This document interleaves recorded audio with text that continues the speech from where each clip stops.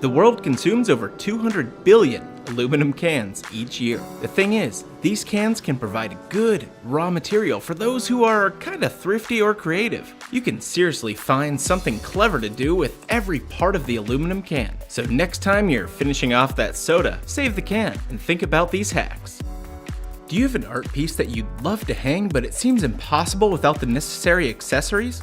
Create a makeshift hook with a pop tab in less than 1 minute. Carefully remove the tab from the soda can by holding it up and bending it down. Just choose a central spot on the back to place the tab. You can screw directly into the back and anchor with the bottom hole of the tab, or just slowly drill the screw through the tab into the back. Now you can anchor that artwork over the top hole of the tab using a nail, screw, or thumbtack.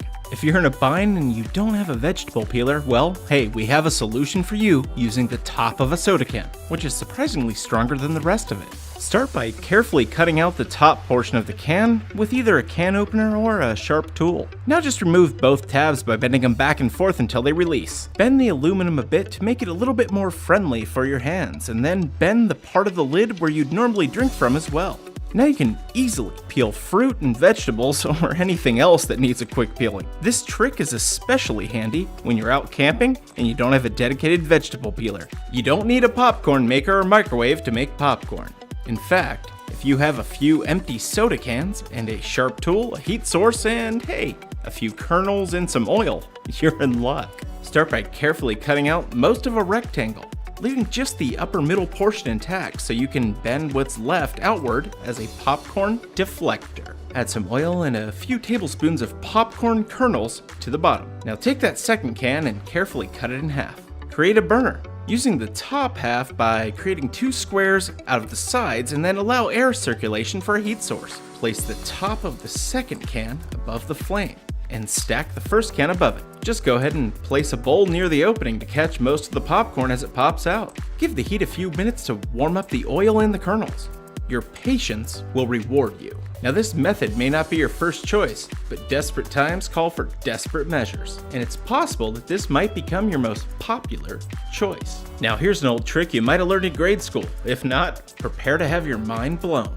You can try as hard as you want to balance an empty can, but it's too top heavy on its own. Next time, either save the last few ounces or add a little bit of water to the bottom. When you tilt the can, the liquid at the bottom balances at the same angle as the bottom edge, making you look like the next David Copperfield, or at least a half-rate magician. Drinking soda straight out of the can isn't good for your teeth, so it's a good thing that straws exist. Or is it? There's a method behind the madness. After you crack open your soda, avoid getting your straw stuck up in your nostril by spinning the tab around over the open hole. It's actually meant to hold your straw in place, so sip on that one. If you recycle cans or save them for the scrapyard and would like to conserve space quick and easy, build yourself a can crusher. Now there's some really elaborate ways to go about this, but the basic one will get the job done. All you need are 2 equal sized pieces of 2x4. We cut ours to 16 inches each, or roughly 40 centimeters. Other than lumber, you'll need a handle, 2 strap hinges, some screws, 2 mending plates, 2 jar lids, and some tools. I know that sounds like a lot, bear with me. First, line up the 2 strap hinges side by side and evenly apart, and then fasten them with screws. Then grab 2 jar lids that are roughly the same in size. Now their diameter only needs to be large enough to fit the base of the can in. Pick a spot near the opposite ends of the hinges and drill in the lids with 1 screw and washer each. They really don't even have to line up perfectly to function, but we do want our lids to overlap, so we mark some spots before drilling.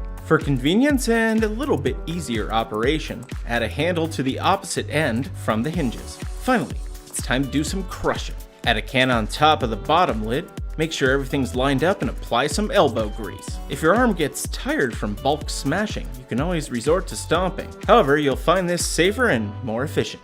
There's countless ways to upcycle aluminum cans. With over 6,700 cans used every second worldwide, you have plenty to choose from. Let us know your favorite uses in the comments. And as always, thanks for watching, and we'll see you next time.